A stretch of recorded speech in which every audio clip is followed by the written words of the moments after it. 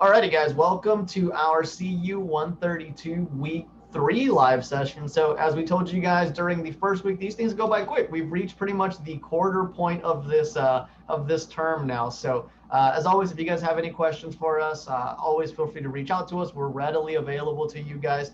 A little bit of housekeeping before we do get into this week of South America. I do want to start off by letting you guys know that you guys have done an amazing job on those week 2 assignments. I've done quite a bit of grading, and from what I can see so far, the salsas have been fantastic. Your knife work, guys, has been just absolutely beautiful. I did see during the first week that there was some struggles, but as I told you guys, just slow down on those knife cuts. Just take your time. That speed will come with time. We're all used to seeing those celebrity chefs or watching videos, and people are just like hammering away at stuff. Like, that is not a skill that develops within a couple of days. It is years and years and years of practice that you have to go through to be able to do that. So slow down, get that technique down right, and then the speed will just come with the time. So absolutely beautiful job on that. Unfortunately, one thing that I'm still noticing though is mise en place pictures. Let's make sure that we just have everything portioned out. We did discuss it last week, but everything needs to be in small little containers. If you don't have enough of them, just go ahead and use a plate. It's perfectly fine. Put all of your spices on that one plate. And we just want to make sure that we're ready to begin the cooking process. You don't want to have to be weighing anything out. I don't want to see anybody eyeballing any ingredients or anything like that. Just really make sure that everything is all set. You shouldn't need your knife, your cutting board. You shouldn't need any of that stuff anymore. Measuring cups, measuring spoons. You should be all set to go. So just wanted to go ahead and get that out of the way. Chef Catherine, have you noticed anything with these assignments so far? Yeah, agreed. Definitely, mise en place always. We just really want you all to be prepared for the industry. That's why we're driving this home. And just to back up what Chef Jerry said, we do want to see the quantity. So even if you're putting it all in one cup, all the spices, we can't actually make sure that you're measuring correctly, because that's how we ensure that you're getting the right flavor profile. So just keep knocking that out. And the other big thing that I've noticed, browning of chicken. All right, this is really, really important. When we talk about browning proteins, right? Maillard reaction, flavor, it's not just for a pretty color, all right? That certainly helps, right? But it's about flavor development. When you brown a piece of protein, right? You get color. You release an example of this week where we were using thighs, right? That skin is going to develop that golden brown hue, right? Should take on nice color. It should start to crisp up, right? Should release fat. It might have a little pieces of meat that stick to the bottom of the pan. This gets released and incorporated into the finished sauce as well. So you're adding flavor profile to your finished sauce. You're adding a better texture, because if you just have really flappy, unbrowned turkey or chicken skin, it's not the best texture after it's been braised, right? At least once you crisp that up, you've pulled out some of that fat in there, and it has a better mouthfeel. So really, when we're looking at browning, we want to make sure that you are browning your chicken. That means golden brown, delicious. We don't want burnt, but we certainly don't want where it's still pale. It's really unappetizing and you're not developing flavor. All right. Most flavor most cooking is all about building layers of flavor. So let's keep on focusing on heat control as well, reducing sauce to the right consistency as well. And yeah, that's pretty much it for me, Chef. I'm muted. Alrighty, so Alexis has a question. You can go ahead and ask very quickly. Hi, Chef. More like not a question, but more like a statement. So last week when we were in class, and you know how we switched right into the study hall? Yes. If you don't sign out and come back in, it doesn't give you credit for being in the study hall. So I had to rewatch where I was already at before. Okay, that makes sense. Because I mean, it said I wasn't there, but I was there. But I guess I just want to make sure. So that's what we're supposed to do. Once you say we're about to jump right in the study hall, we have to sign out and then come right back in. Thank you, Alexis. Yeah, that is one option that will make sure that you get credit for attending, which is great. And then that'll show up as a green mark. Otherwise, if you're not concerned about the green mark showing up, it's okay. It's not going to have an impact on your grade. Most important is getting that information. But yeah, if you want to get that green check mark, because sometimes it just feels good, right? You know that you check that box. Yep. Then yeah, just Yeah. I totally get it, Alexis. So then just hop, yeah, right. So just hop right Yeah. out with us. We'll say, hey, we're gonna sign out. We'll sign out, and then we'll all log back in, and Great. you'll be all set. Okay, thank you. Cool. Thank you, Alexis. Algie? Oh yeah, with that study hall, all I did is just watch it on the iCal, and then you show me my green check. Yeah, they're also working on the arc. If you hit the archive up, that'll do you as well. So either way, either approach works. So thank you. Right. All righty. Alexis, is that from before? It was. I'll put it down. Sorry. Okay, cool. No. I just wanted to make sure we covered you in case it was Yep, something. I'm good. All Thank right. Cool. All righty. Well, let us hop into, we're going to start hopping right into the recipes. I'm going to cover those. Chef Jerry's going to rock out the rest of history for the Americas. And then, we're just going to talk about flavor profiles and food and cuisine and get excited about eating again. Also, I just wanted to ask before we hop right into the recipes, did anybody have any specific question regarding the execution of week 2 or anything that you need clarification on? All right, awesome. Hope you all enjoyed it. That's the most important thing. And realize that you can add some of these notes such as cocoa, right? Chocolate, and not get a sweet flavor profile, but it brings all of this depth, again, building flavors. So talking about building flavors, we are going to hop into feijoada, which is pretty much the most well-known dish in Brazil. And let me pull up the recipe so we can all get on it. And tostones, also known as patacones, and a few other words around Central and South America.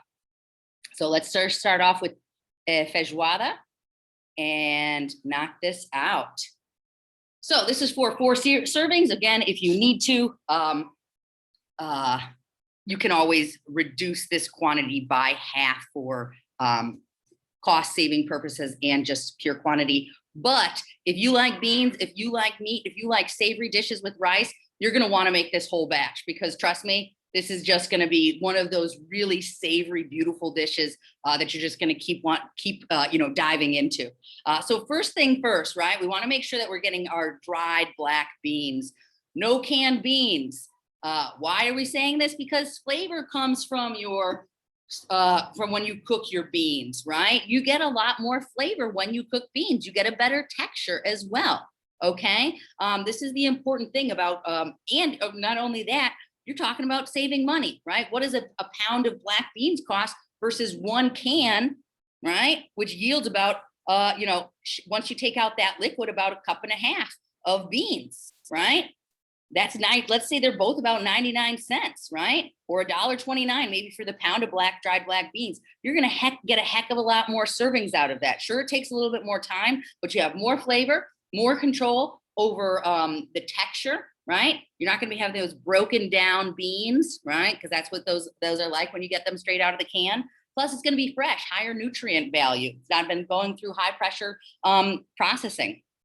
All right. So first and foremost, drain and rinse, okay? And sort through, make sure you don't have any little stones. Sometimes, quite often in beans or lentils packages, you have little teeny stones in there. That's just because of where they're getting harvested in the land, right? So sort through to make sure you don't have any stones in there. After soaking overnight, and a few tips and words to the wise. If you live in a hot climate, right, your beans might have the tendency to ferment.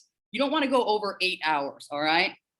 6 to 8 hours. If you get your beans from a store that doesn't go through a lot of beans, you might need to cook your beans longer or soak them a little bit longer. But if you've soaked your beans for about 8 hours, you have to go to work and you're not going to cook them, you don't want to leave that sitting out on your table. You want to put those in the fridge, all right? Otherwise, you're going to smell an odor that's coming from beans that have been sitting out on the counter too long. It's going to smell a little foul, a little rancid. You can always rinse those and try to get that off, but oftentimes it's in there, and that spunk is going to stay in there. So you want to make sure that you're just not getting that fermented bean product there, a lot of foam on the top of your bowl.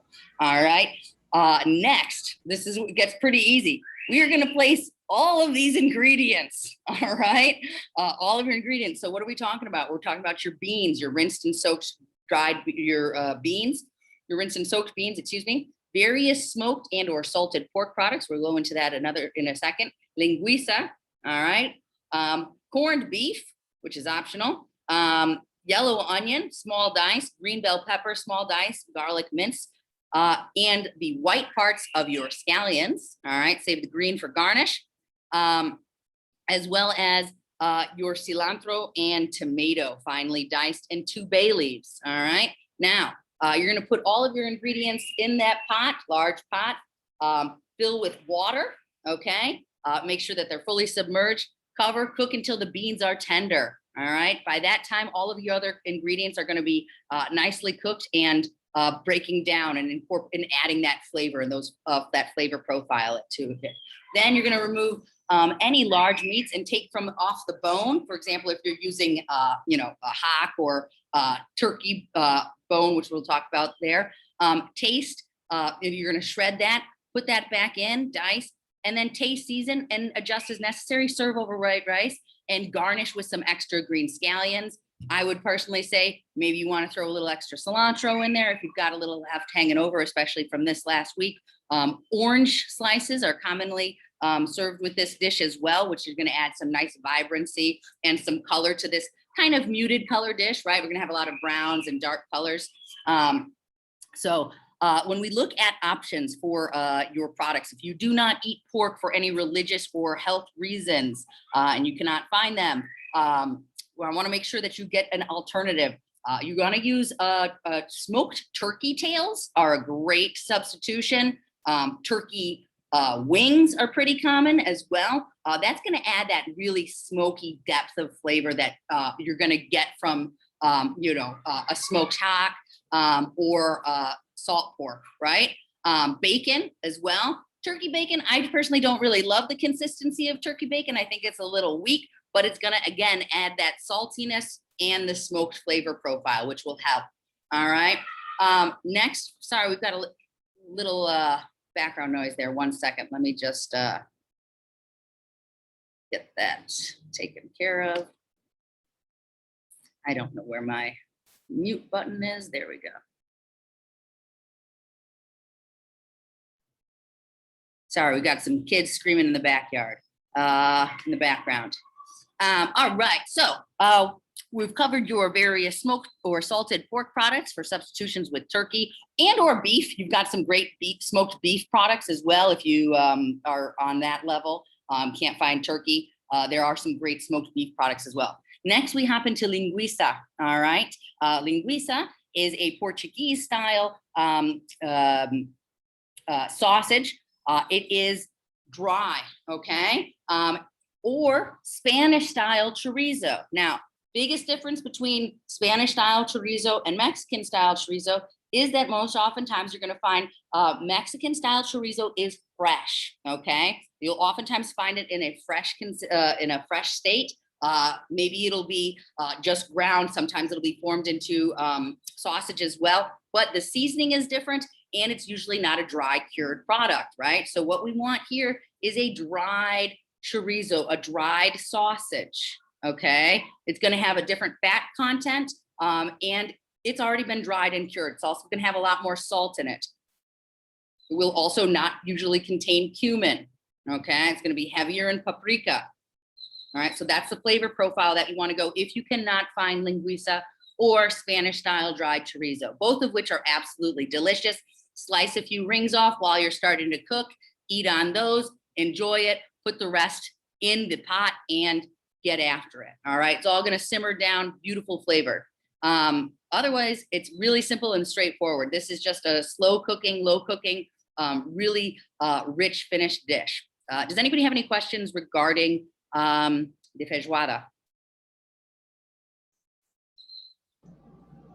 Everybody feeling comfortable with that? Sure. I'm sorry. I'm driving and I'm trying to look at the picture. Is that aside from the bean dish or I can't see. The beans are hiding underneath the pulled pork products The smoked pork products are on top of that. The beans are all underneath that. It's probably gonna look a little bit different. You're gonna see some beans. You're gonna have more bean quantity unless you're really loading that up with some pork, extra products. But the beans are just hiding underneath there. Okay, so all of that was cooked in the same pot, though, right? Yes. Okay, I just want to make sure. Okay, thank you. Yeah, you're all good. You're all good. I do see a question here. Smoked neck bones. Okay, yeah, totally. Smoked neck bones, go for it. It's not gonna have as much meat, but you're gonna get some of that beautiful, beautiful flavor in there. Really, we're just looking for the smoked or salted cured products. Chef, if I could just jump in real quickly here to talk about the black beans very quickly. Yes, one of the things that you guys want to be very mindful of is as these things rehydrate, they're going to grow in size. So make sure that they're completely submerged and you have a container that will actually account for them growing a little bit in size. I saw last term that some people just barely covered them. And as the beans rehydrated, the ones at the top actually sprouted. So be careful with that. Just make sure that you guys are completely submerged and you leave enough room that those beans are going to absorb a lot of water. So just be very mindful of that. Exactly. I have another question. So these meats that we're talking about, we can do or, right? At our discretion, correct? Or everything needs to be in there? Yeah, you just want to make sure that you've got a good hearty amount of those smoked and cured products just for that extra savory flavor and meat content. But you can add a lot of flavor with just a few pieces of a smoked meat as well, especially if you're looking at cost efficiency. But ideally, you would have all of a pork product, one of those smoked or salted pork product, your linguiça and corned beef for a more traditional dish. Okay, and the reason I ask is if I have difficulty finding something, I don't want to spend a lot of time looking for it if I don't necessarily have to have it. But then whatever it is, we just going to make sure we indicate it on our narrative, correct? You got it, yeah. And of course, always like Chef Jerry and I say, look ahead, check out if you can, if you can't find it, call ahead to certain places and or do a delivery if you really want to get that. But otherwise, yeah, if you can't find all of those products, as long as you have some, you're going to be good to go.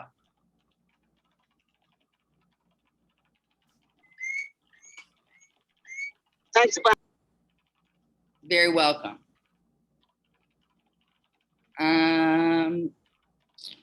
Yes, all right. Crock pot? No way. We do not allow crock pots, as Chef Jerry and I talked about. I believe we talked about that in week 1. No crock pots, no air fryers. We are in a culinary school, right? We need to make sure that we are executing as we would in a professional kitchen. You will not walk into any kitchen, professional restaurant, and see 10 crock pots lined up against the wall. And if you do, call somebody and get out of there because that's not how you're doing it, all right? It just doesn't work like that, okay? Real cooking, we're in culinary school. We wanna be working on our knife cuts. We wanna be setting everything up. We wanna be cooking. Remember, it's about controlling heat. If you don't know how to control heat, you got a lot to learn in cooking, all right? You need to know that bring it up to a boil, turn it down, right? You need to be eyeing it, right? You don't just walk away from a pot and let it go. You want to be constantly checking up on it, right? Just like if you put something in the oven, you don't just let it bake all night and not check on it halfway through the baking process, right? Maybe your oven's riding a little high. Maybe your burner's a little high. You need to be checking up on your products, tasting, adjusting, making sure it's not reducing too far, make sure it's not burning. All right. Any other questions regarding that? Did we cover everything that was in the chat right there? Correct, Kashana, no mandolins either. You're on it.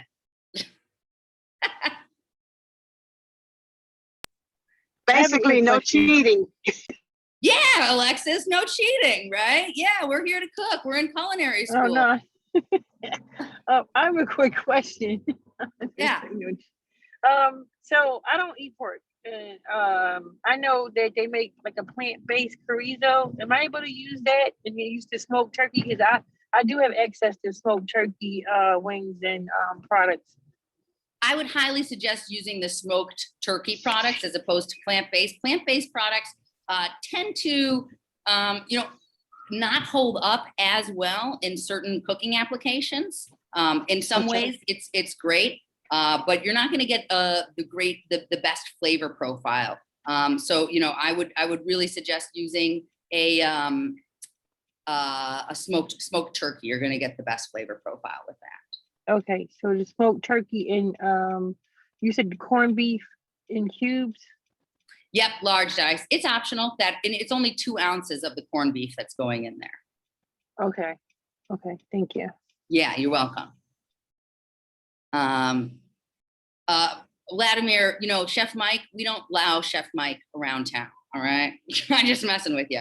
But we're just talking about corned beef. I see one other question. You can get that canned or fresh. Or frozen, whatever has available to you, that's going to work. Canned is probably the easiest way to find it if you're not living in an area where you're selling a lot of corned beef and you don't want a huge portion of it, because it often comes in the full size for cooking around March for St. Patrick's Day. That's when you're going to see it most available in grocery stores. Let's see. I think that's about it. Yeah, rice is optional, but it is going to absorb a lot of that beautiful juice and soak that up. So, and plus you're practicing working on your rice cookery skills. All right. All right. Now, moving on to tostones. Let's hop this up. Yeah, beef chorizo is totally cool. As long as it is dried chorizo, not wet. So for the tostones, what do we want to do? Or patacones, as I was taught how they're called, and while I was working in Colombia. 2 each of green plantains. You're going to need vegetable oil for frying. All right. A few things that I've noticed in the past when there are issues is people are not filling up their pot deep enough for frying. All right. Remember, deep frying means it's fully submerged. This is not shallow frying where you're just putting a little bit of oil in there. You are deep frying. Okay. You want to preheat a small sauce pot with oil to 325. Peel those plantains, slice into 1-inch slices, and fry these. All right, just as they start to turn golden brown, you're going to remove those from the oil, drain them a little bit on, whether it's a rack or paper towels, and then you're going to crank up that heat, and you're going to smash your plantain. All right, it's already been partially cooked, so it's going to smash easily. You smash that and then drop that in again to the higher temp oil. All right, that's going to get nice and golden brown, craggly little crunchy edges. Pull them out again, drain them on either a rack or preferably a paper towel lined rack that's going to let that excess oil fall off. And then of course, season with salt and pepper. All right, or just salt. Now, if you cannot find green plantains, right? We're talking about green plantains. I'm going to pull up a picture of it so that you all know what green plantains look like. They look like green bananas, but larger. All right. If you cannot find green plantains, green bananas will do the trick. It won't have the exact same flavor profile, but close enough. So this is what we're looking. What are we mashing them with? You can use it with the back of a spoon or a wooden. I would take, if you have a wooden spatula, I would use that. Spoons don't tend to get the best process. If you had a tortilla press, they actually have tostones presses as well that are just 2 little pieces of wood with a hinge on it that you just smash. That works as well. I don't think that a spoon does the best. It's just kind of frustrating, but a wooden flat spatula, put that on there and then press on the top of that spatula. That's going to get you some nice even tostones. All right. So as you can see, we're looking for the green. All right. When you go into these are called maduros, right? And those are traditionally used. Those would be sauteed and served with sour cream in like Puerto Rico, Cuba as well. And it's a completely different flavor profile, high sugar content. These, when they're green, have a high starch content. They're not going to be sweet. Okay. This is what we're looking for. All right. So if you cannot find plantains, which are larger, thicker, use a green banana. They're going to be smaller in size, but they're going to be fairly close to the same flavor profile. And you'll get a similar texture on that. Again, we're looking for those nice, craggly, crusty, crispy edges, right? When you fry, you want it to be golden brown and delicious, and then seasoning with salt afterwards. Hopping back into that tostones, that is pretty much it. Also, do not overfill your pot of oil, your pot with too much oil that you have the potential for an overflow, right? You put items into boiling to hot oil, it bubbles up, right? Because of moisture being released and the cooking process. You don't want to have an overflow. So just make sure you have enough money so that those plantains fully submerged. And the last thing is, do not overcrowd your pot. If you overcrowd your pot, the temperature is going to drop rapidly, right? And then you're going to get a soggy finished product.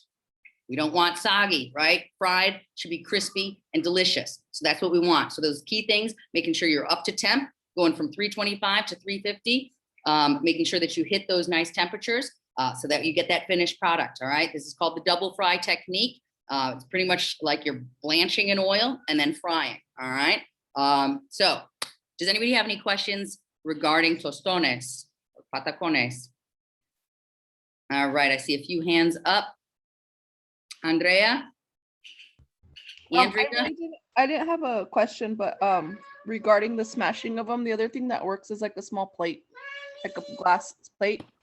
My grandpa, that would work. So that's how he taught me how to do them. Yeah, that would work. But remember, we don't want any glass or ceramic in the kitchen, right? So we want to make sure that we try to avoid that at all times because it's just not the best thing to be using. You know, wood, plastic, that's better. Glass, ceramic gets a little dodgy and a little dangerous in the kitchen, but it would work. Alexis.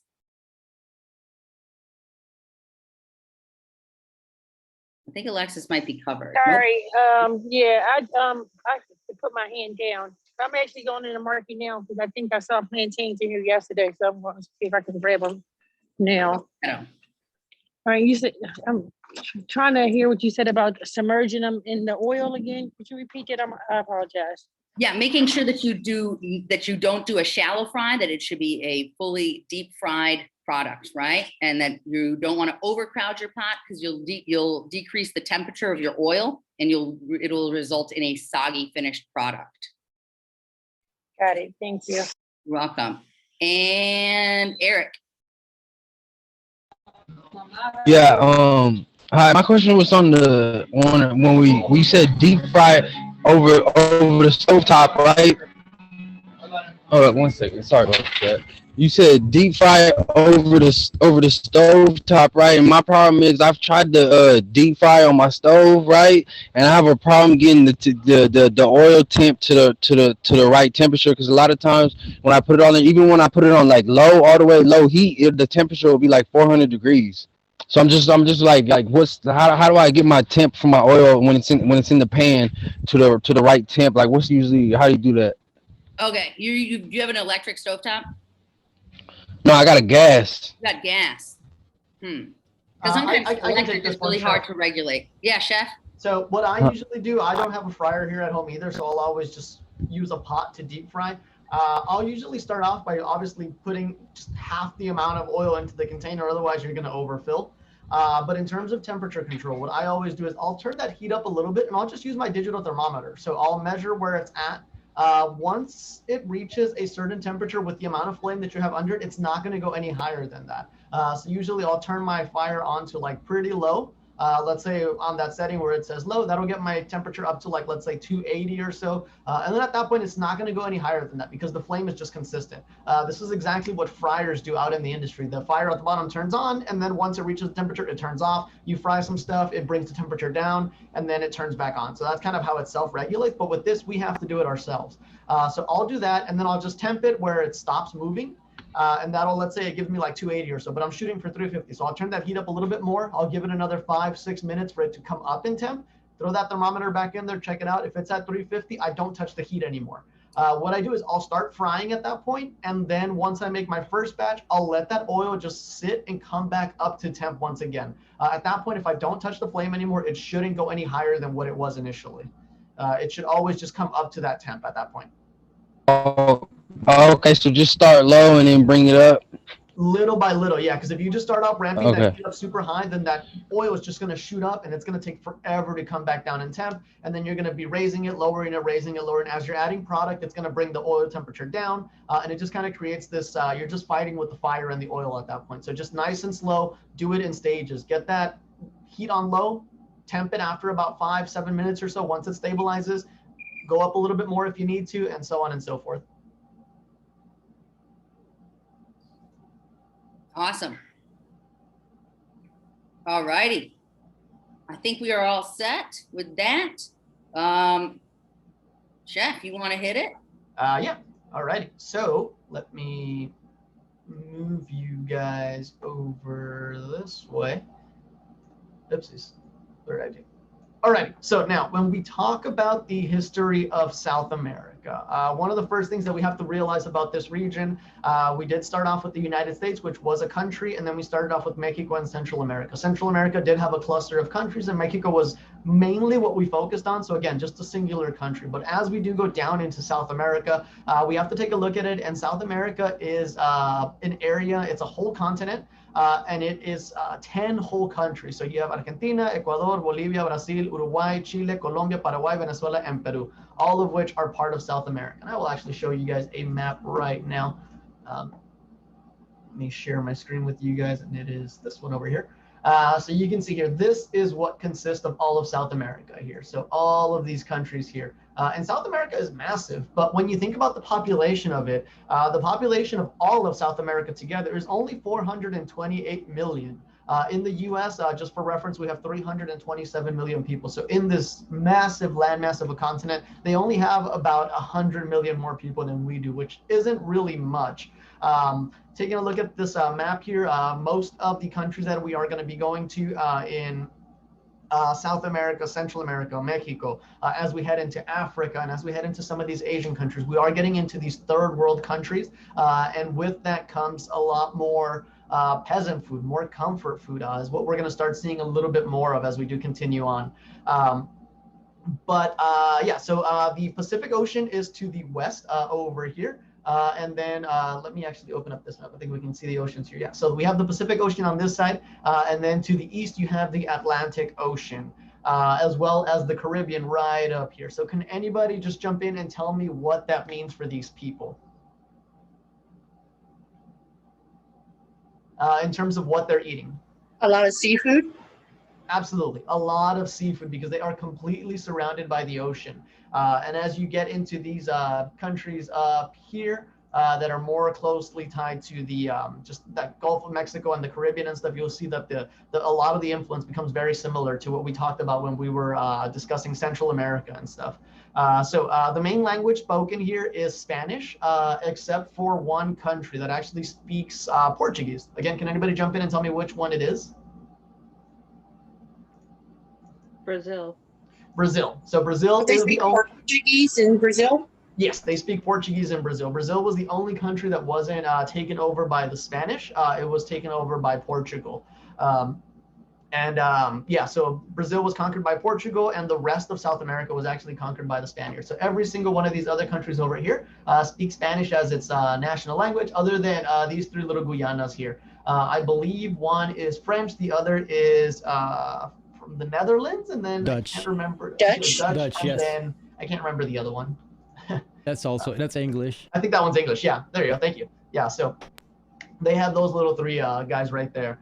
But when we do talk about flavors of South America, one of the main things, and we're using it this week, is the plantain. So plantains are grown in over 120 different countries all over the world, and there are 500 different varieties of it. So just like we talked about different varieties of corn, plantains are very similar in that there's so many different ones. And here we have a picture of them just as they go through their stages. You might be looking at this one over here and thinking that guy is rotten, that is trash. Absolutely not. That is one of the better plantains that you can get. So as you go through these different stages of the plantain's life, one of the things that you have to think about is just the amount of sugar that gets broke down as they do mature. So when they're looking like this, where they're just very green, they're very starchy, they taste very similar to like a potato would taste. As you peel these guys that are super green, you're gonna see that even you're gonna struggle to get that just peel off just because of how starchy and fibrous it is. With this here, you can make plantain chips. With these two guys over here, let's say, you can make your tostones, you can make a plantain soup. It's gonna hold that structure nicely. You can make mofongo, for those of you that have ever visited the Caribbean. It is absolutely delicious. Once you get to these yellow greenish plantains here, there's a little bit of green along the edges. Sorry, yeah, a little bit of green along the edges, but primarily still green. This is called a pinton. It's going to be nice and firm. And then as you do continue on, you're getting into these sweet plantains over here. And as they do mature, the sugars on the inside are beginning to develop. So it's losing a lot of that fibrousness, that starchiness. And you get to this, they're a little bit soft to the touch. And what you start seeing with these guys over here, with these guys more over here, is that they're used to make plátanos fritos, which is just fried plantain, and they are absolutely delicious. They taste so good. They're super sweet, and it's something that you see a lot in Central America. These guys, as you get to the darker ones over here, these are called black plantains, and these are going to be super, super sweet. So what you're going to see them is just used in a lot of desserts. They're very low in sodium, just in general, all plantains. They're high in potassium, a lot of vitamin A, a lot of vitamin C, and there's only about 125 calories per cup of these guys. So they're really good for you.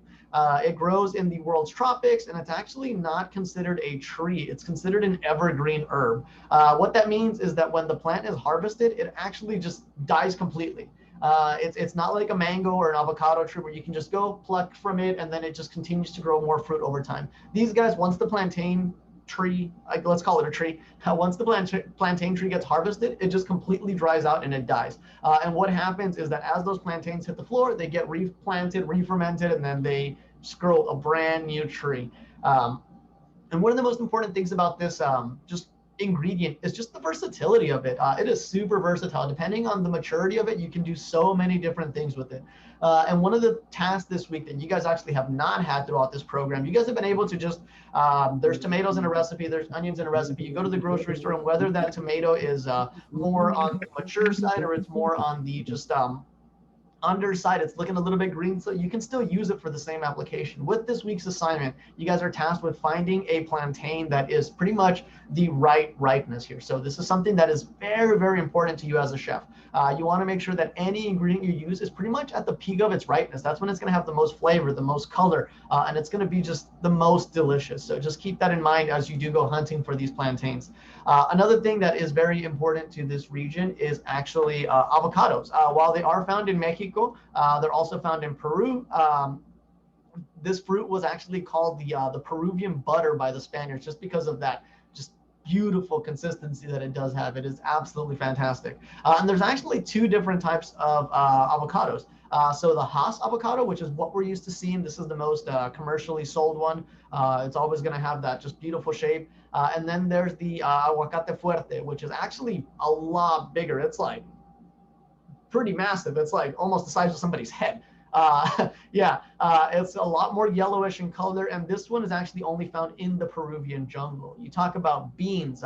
Another thing that is just huge here, and there's actually studies that have found that beans were buried with Peruvians back in 3800 BC. With the Spanish coming over, they began to call them, they called them frijoles, frijones, or pochas, or three different names for them. Chili peppers. While chilies originated in Mexico, they have found their way down to South America. So as we talked about last week with kind of like the Aztecs and the trading between them and stuff, in Europe, they had their Silk Road, which we'll talk about once we get to those countries. In these countries as well, all the way up from North America to the bottom of South America, there was trade routes that went all the way through. So ingredients coming one way, ingredients going another way, and chilies were actually introduced into South America that way as well. The only real like major area that you see it in is actually in Peru. Most other countries down in South America aren't used to eating super, super spicy food. Chocolate, one of the most widely sought out flavors in the world today. It is widely grown in the Amazon basin, but it did originate in Mesoamerica. which is comprised of what modern day countries would be northern Costa Rica, Nicaragua, Honduras, El Salvador, Guatemala, Belize, and southern Mexico. So you're looking at more like that Central American region, but chocolate is something that is used in all of these South American countries. Corn, as we talked about last week, another one of these things that just is super prevalent down here in this region as well. And then you have a lot of fruits that come from South America because of the Amazon, because of the tropics here. You have the guava, sorry, I'm used to saying it in Spanish. You have papayas, you have avocados. You also see a lot of coconuts, mangoes, passion fruit. A lot of that stuff comes from that Caribbean influence. Pineapples are actually native to South America, mainly in Brazil and Argentina. So it's not just something that comes from Hawaii like we might think. Peanuts are native to South America, specifically in Peru, but peanuts are something that you actually see in African cuisine quite a bit, even before the Americas were discovered in the year 1492. So there was a lot of trade between Africa and the Americas before the Europeans came this way. Potatoes, obviously. Potatoes are huge in all of South America, but especially in Peru. They are native to just these high elevation countries like Peru, Bolivia, Ecuador, Argentina, and Chile. Peru is the main producer, and with them, they have over 143 different varieties of potatoes. And these are just staple foods to the Andes region. Quinoa, which is something that came into just prominent not too long ago. There was a crazy fad over quinoa. And what quinoa is this guy here. So it is referred to as a superfood or a super grain that is native to the Andes. It's on the healthier, it's a healthier protein than rice, and it is super high in protein. So contrary to what most people think, it's actually a seed and not a grain. So this is something that has brought a massive economic boom to Peru and all these other countries over here. As here in the US, just more recently, people got very health conscious and decided that they wanted to stop eating rice, and they started getting a lot of quinoa. So these quinoa farms have grown quite a bit over there. Squash from Mesoamerica to the Andes, squash meaning pumpkins and gourds, they were used by the natives here. Tomatoes as well, which are something that we did talk about last week. We discussed how massive the tomato is to not only Mexico and South America, but just a lot of European countries. It is just this super ingredient that we see in so many foods. And yuca, which mostly comes from the Amazon as well. It's a root vegetable, very similar to a potato. So as we do go into a little bit of history about this region here, we do talk about how just much like North America, South America is heavily influenced by that European influence. Specifically, you have the French, the Spanish, the Italian, and the Portuguese. In Central America and that northern part of South America, most of the indigenous people, were wiped out by Spanish colonization. However, in South America, the indigenous people were actually to this day, make up the majority of the population, and they still have a heavy influence on the cuisine in that region. The natives to these areas were actually not wiped out like they were in Central America and Mexico, and the reason for that was actually the altitude. A lot of these regions are in this super mountainous terrain where the Spaniards were just not able to get up there. You think about Machu Picchu and Peru and the Andes Mountains, just how high the elevation up is up over there. So the horses were not able to make it up these hills. So that was something that really saved the people from getting just completely brutalized and murdered, essentially. In Peru, you still find a lot of Inca people to this day. They dress how they used to in ancient times. They eat the same food. They cook the same meats the same way. And they actually chew on the coca leaf. I'm sure a lot of you guys know exactly what the coca leaf is and what it's used for. It is, yeah, exactly that. It gives you lots of energy. So you'll see that because of the elevation, these people are chewing on these things throughout the day. It's just kind of like it's their version of Starbucks. We'll go with that. The biggest jungle in the world is actually the Amazon, and it is known as the lungs of the world. What it covers is, it covers Brazil, it covers Brazil, Bolivia, Peru, Ecuador, Colombia, Venezuela, and the Guyanas and Suriname. So it is just absolutely massive. Do I have a picture of it? I do not, sorry. But basically, let me reopen my map once again over here and share my screen with you guys. Basically, it just kind of covers like all of this here. It is just massive. It is a huge just rainforest.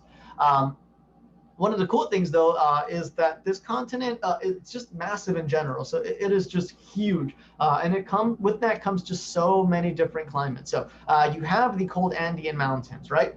Which kind of traverse all of this over here. So it's very mountainous there. And with that comes actually the ability for snow to fall. So funny enough, there's a lot of skiing that goes on in Chile and Argentina down here. So it's super interesting. And then you have down right to the bottom over here, there's this tiny little area called the Punta del Este, which is the tip of the eastmost southern part of the American continent, which is actually very close to Antarctica. And funny enough, there's actually penguins that live here. So Chile and Argentina actually have native penguins. So during the transatlantic slave trade, most of the enslaved were not sent to North American countries, but were actually sent over to Brazil. This concentrated influence from Africa just makes, there was a lot of African influence here in Brazil, and a lot of them actually ended up staying in this region as opposed to moving over into kind of like these Western areas. And if you just think about it, right, Brazil takes up a huge just chunk of this East Coast. So as these people are coming from this side over here, from the East, they're going to just kind of settle here. And the cool thing about Brazil is that there is no what do Brazilian people look like. That is impossible to determine. These people are as diverse as they come. They can be short and dark skin, tall and dark skin, tall and light skin, short and light skin. There is no just this is what a Brazilian person looks like, which I think is super interesting. But with this does come the Baína cuisine from Brazil. Long before the Europeans came to South America, the native population actually figured out how to cultivate a lot of different plants. And they actually had developed elaborate just irrigation system and terraces to sweep the slopes of the Andean mountain to make it suitable for growing foods. So what they did was they figured out a way to just drop water at the top. And that water would just kind of scurry its way down and just really, just water all of the plants that they had along this mountainous region. And what was used before horses in this region was actually the alpaca, which is very similar to a llama.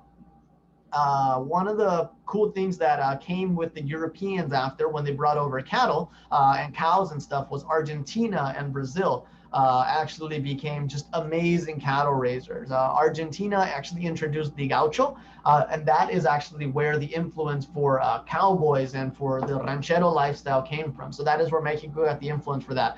We did talk about that ranchero style of life up in Northern Mexico, and then you see it down in like Texas, Arizona, New Mexico, those regions there. So that actually was influenced from the Argentinians.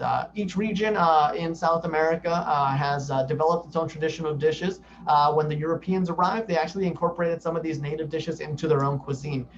So you have things like tamales and arepas, which are very similar to like gorditas and empanadas. You have tamales, which are something that you see in just about every single different country here in South America. Every one of these, and Mexico and Central America are going to have their own versions of it. And we did talk about it last week, how in Mexico, towards those northern portions, they use the corn husk. And then as you head further south, they start using plantain leaves. And that's pretty much going to be the same over here. But they're similar. They're the same product, but they're made a little bit differently in each of these countries. And then you do have arepas, which are very similar to like what you would see as an empanada, which you guys made last term. They also ended up taking new ingredients back to Europe and introducing livestock to South America. So after that Colombian exchange, you did get pigs, chicken, goats, and cows to come over here. One of the things, though, that didn't change for these countries over here, such as Peru, Colombia, and these countries that are in these kind of colder regions, you're going to see that with them, there's not much. There's not much pork products. There's not much chicken products. They still stick to what they were used to eating, like alpacas, guinea pigs. Guinea pigs were actually raised and eaten quite a lot in these regions over here. And just based off of those four animals, can anybody jump in and tell me why a pig wouldn't survive up in the Andes? What about it makes it so that a pig or a chicken isn't readily available to these people up in the mountains compared to an alpaca or a guinea pig? Fur. These animals are not able to insulate themselves up in that cold climate. So if a pig lives up there, it's just going to freeze to death. Chicken's feathers are not going to save it from that cold temperature. So that is why they have just these fuzzy animals up there, so that they can eat them and have their protein source. So recently, some of South American cuisine has been gaining a lot of popularity. You'll see that trending chefs are now showcasing some of these Andean cuisine and products such as alpaca meat, quinoa, yuca, which tastes fantastic. Just deep fried, it's so good by itself.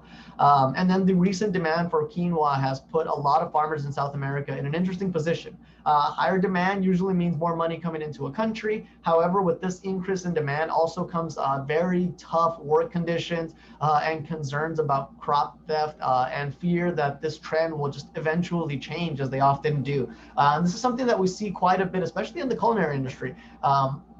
More recently, if you guys have been paying attention to the food crazes, matcha is something that just blew up and just got absolutely crazy. Before that, it was kale. Before that, it was the quinoa.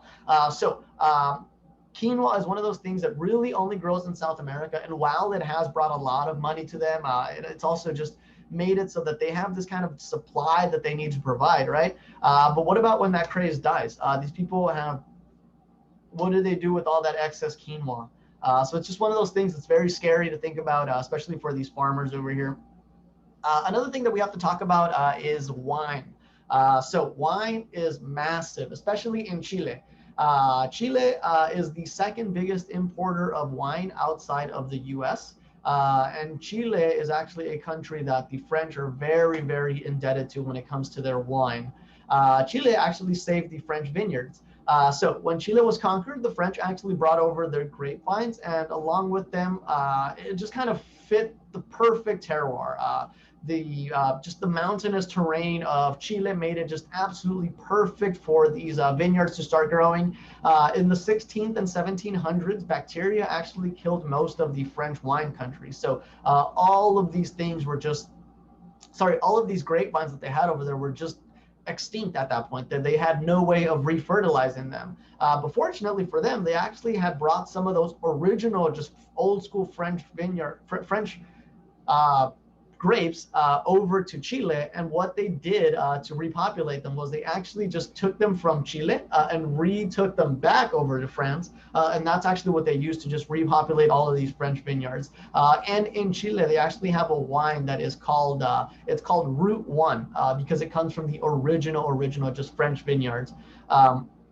So as we do head further east into actual African cuisine, which is what we're doing this week, you have the comida baiana. Sorry, my mouth is a little bit dry. I'm going to grab a drink real quick.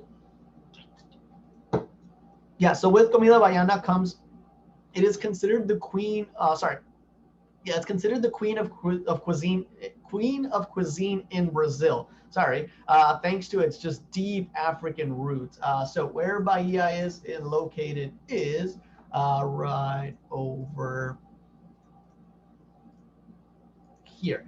And as we were talking about, you can see how this is one of just those most eastern parts of not only Brazil, but all of South America. So because of the way that people were migrated westward, this is just one of the places that a lot of African cuisine settled in, right over here, which is just along that east coast there.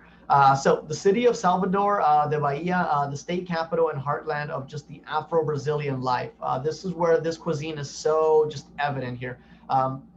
Majority of Salvador's residents actually have African heritage, and they do have a carnival, which is annual Brazilian festival, very similar to like Mardi Gras, that celebrates the day before Lent. The 40-day period before Easter, which represents the 40 days that Jesus didn't eat. It's celebrated all over Brazil. Salvador, the city, not a person, also celebrates another big festival called the Festas de San Antonio, where corn is actually what they celebrate. That's the staple food for it. Sweet, savory corn dishes are eaten throughout these festivities. So they honor just kind of that old school, just ingredient from the land. This cuisine has recipes that have survived hundreds of years from the slave trade and continue to just influence Brazil's cuisine and culture. During slavery, Afro-Brazilian women known as Bayanas were able to just acquire money by selling their food on the street. So these were some of like the first street vendors that you saw. The main oil used in this cuisine is actually called palm oil or dende oil, which is pronounced dend, D-E-N-D. Which was transported from Africa by the Portuguese during the slave trade, and then they continue to use it in almost all of their foods as they did back in Africa. And it's just this red oil that is just super, super flavorful. Another common dish is arroz de huaca, which is overcooked, just mushy rice that's unsalted, and it's served with braised meats, garlic, onion, and a spicy pepper sauce made from dend oil, coconut milk, parsley, olive oil, dried shrimp, and green peppers. And I do believe that I have a picture of that here. Yep, it's this one right over here. And then they do have quite a bit of other dishes here. So they have the it's called akaka, which is a white cornmeal dough of coconut milk and sugar wrapped in a banana leaf and baked over a fire.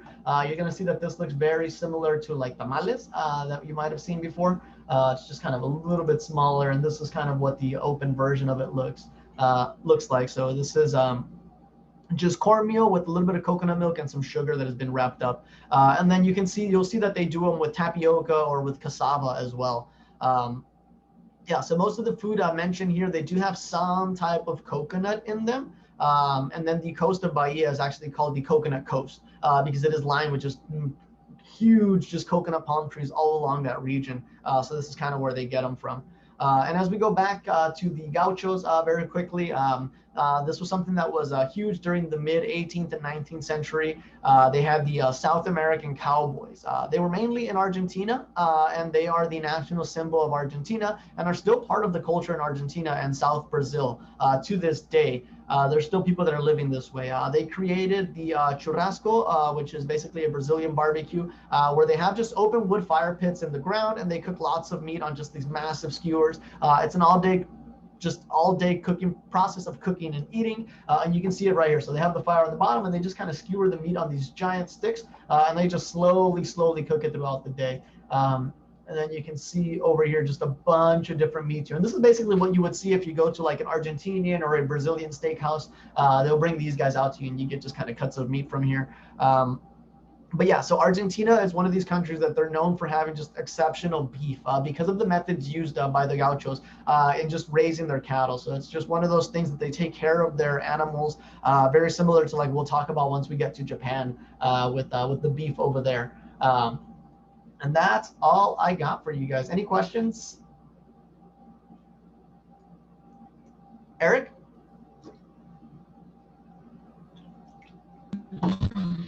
Yeah, I just had a question on the plantains as far as. I think you muted yourself. Oh, okay. Can you hear me? You're very choppy. Oh, can you hear me now? The reception, I think. It's just you just go ahead and type your question in the chat, and we'll go ahead and answer it. All right. Darian? Yes, Chef. I was wondering, is all the because last class I had for the knowledge checks, we used to like read for the knowledge checks. Is there a way that we could like look the context clues up in the textbooks, or how do we get the answers for those knowledge checks? I will show you right now. Give me one. I think that is in the lesson section. So let me share my screen with you guys. Right, this one's the one I want to share. So when you get to this guy here, let's go down to week 3. You'll have this guy here that says week 3 lesson. Is it this one? Yeah.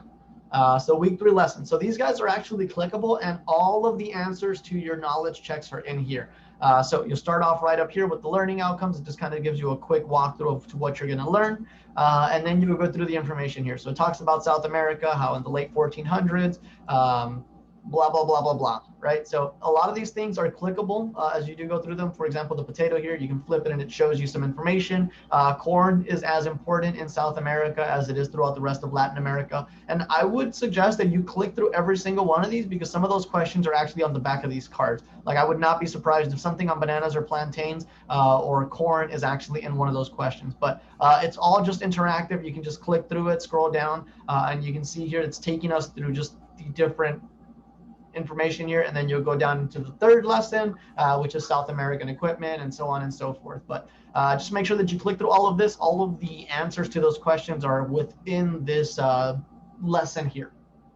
Okay, great. Because I noticed like it was a little different, and now I see some nice new setup. So that's pretty informative. Thank you, Chef. Yeah, the only thing is that it does get a little bit buggy while you're on the mobile app. Sometimes you click on something and it'll just shoot you right back to the top. So if you do most of your work on mobile, I'm sorry, there's no way that we can help out with that. I would just say try finding a computer close by, as it does work a little bit easier. Just have patience. Sometimes it does let you click on it. All right, got it. Thank you, Chef. All right, I think we're all set to go into study hall, if I'm not mistaken. So thank you guys so much for joining us for the live session. We're going to head right into the study hall. Remember, the assignment is due Tuesday at 11:59 p.m. CST. If you have any questions for us, always feel free to reach out to us. We are always more than happy to answer any questions that you have. We can help you out with the assignments. We can scale down the recipes for you. We can give you substitutions if you're not sure, but always make sure that you reach out to us. I don't want you guys substituting something and then realizing that we're losing out on a technique. Otherwise, we can lose points for that. So just talk to us, guys. That's what we're here for. But with that, let's head right into the study hall.